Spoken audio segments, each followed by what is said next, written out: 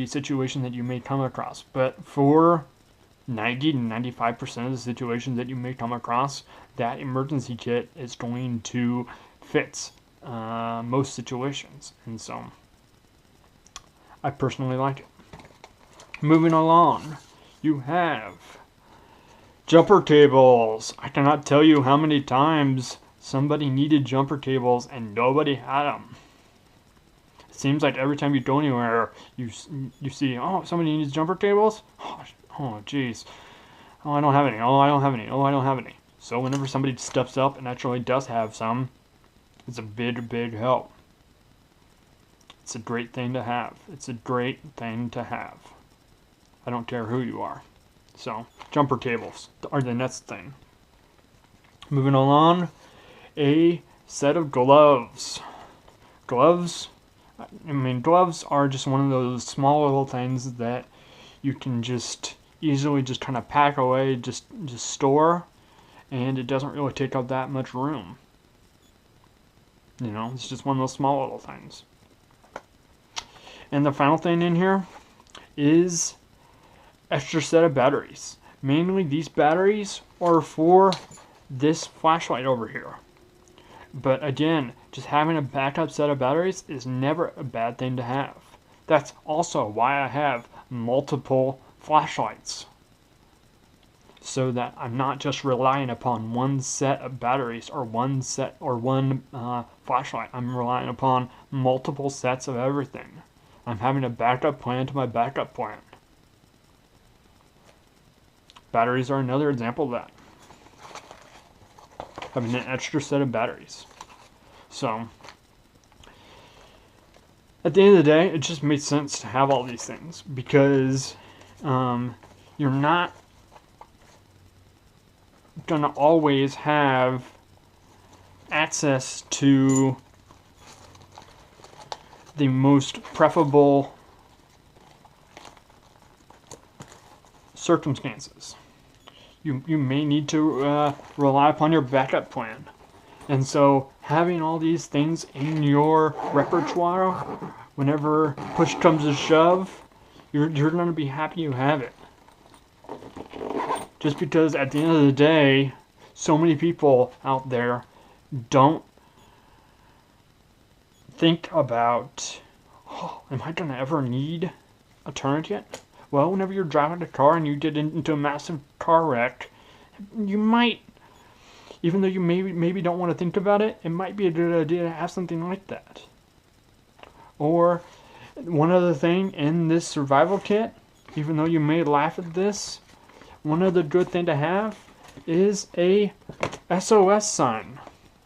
Again, you may laugh at this saying, oh, that's kind of stupid. Why?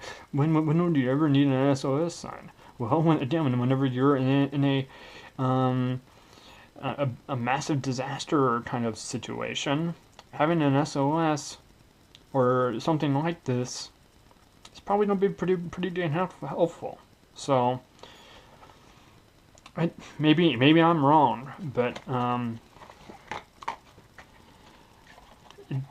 just having something like this kind of adds an extra wrinkle into your survival kit. And that's really, at the end of the day, what this is all about. Preparing for most situations out there in the world.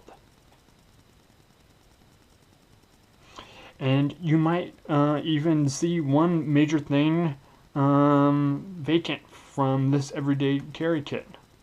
And that would be a firearm.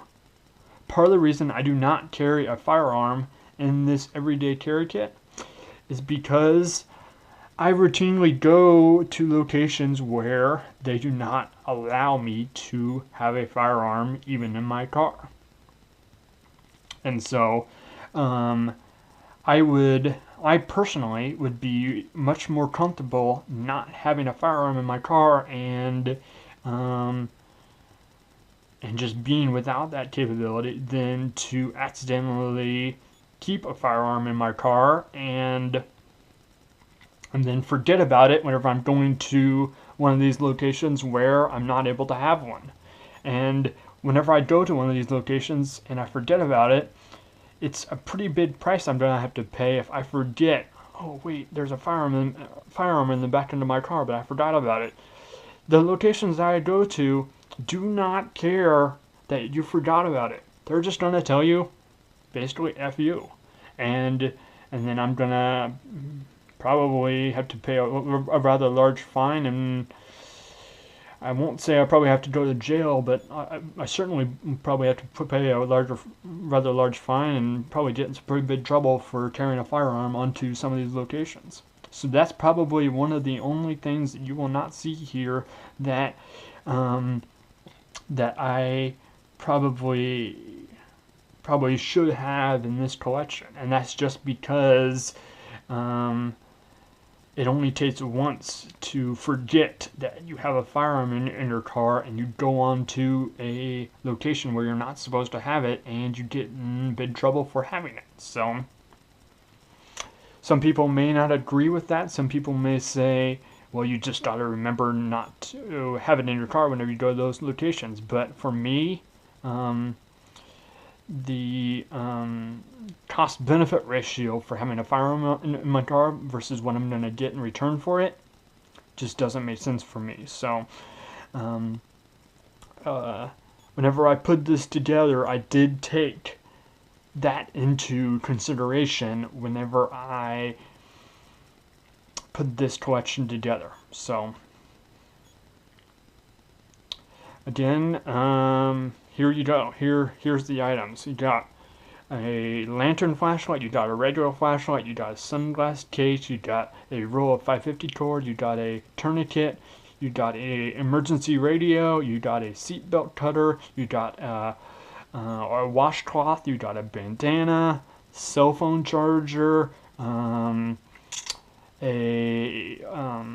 USB wall plug-in, you've got a microfiber towel, you've got aspirin, you've got lip balm, you've got a small notebook, you've got a razor with extra batteries in there also. You've got